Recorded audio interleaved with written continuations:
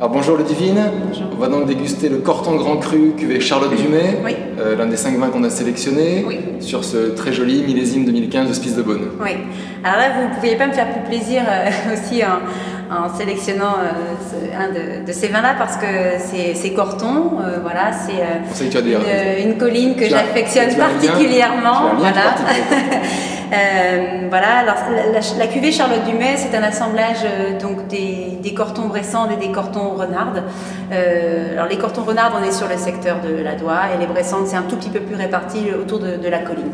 On a ici vraiment des arômes moi j'ai envie de dire à la fois de fleurs, on est vraiment sur la violette, on a la fraise des bois, la mûre aussi, donc ça ce sont vraiment les trois fruits, les trois paramètres aromatiques principaux. Le boisé est un tout petit peu plus grillé, plus fumé que la nature des boisés qu'on a pu sentir jusqu'à présent.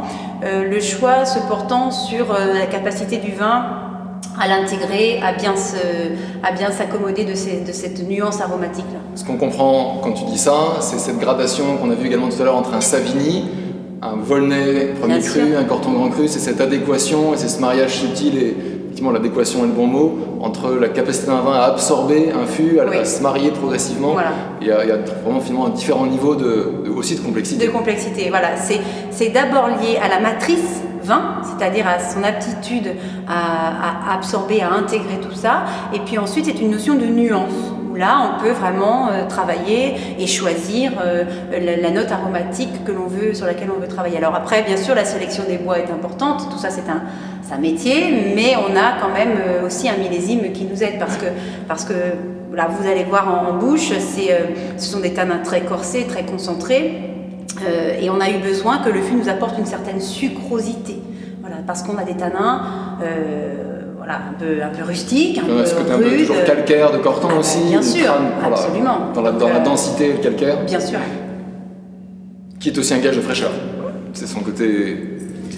Mais c'est pour ça que la nuance et l'équilibre global d'un vin, c'est vraiment le décortiquant qu'on arrive à le comprendre. Alors là, tu vois, ce sont des tanins qui sont présents, on les sent encore un tout petit peu accrocheurs, mais heureusement qu'on a ça maintenant, c'est un grand cru, ça va faire 18 mois d'élevage.